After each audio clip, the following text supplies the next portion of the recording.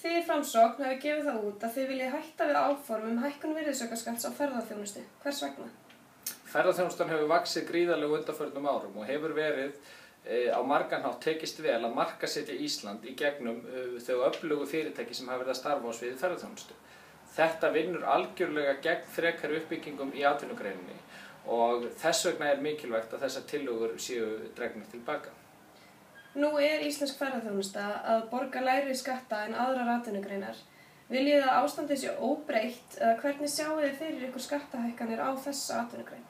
Það er grundvallaratriði fyrir allt atvinnulíf að forðast kollsteypur og geta skapað stöðuga umgjörð fyrir viðkomandi atvinnugrein.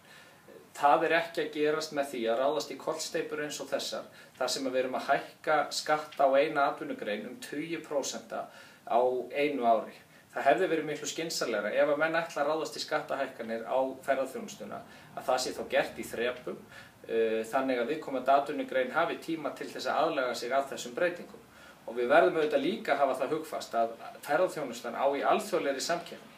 Hún er að keppa við lönd í kringum okkur og þá gengur ekki að hækka skattinn margfalt það sem að gengur og gerist í öllum nágrannaríkjum okkar og nái þessar tillögur fram að ganga þá verður skattheimta á ferðaþjónustu með því hæsta sem gengur og gerist í Evrópu og það verðum við einfaldlega að stöðva. Takk Chris.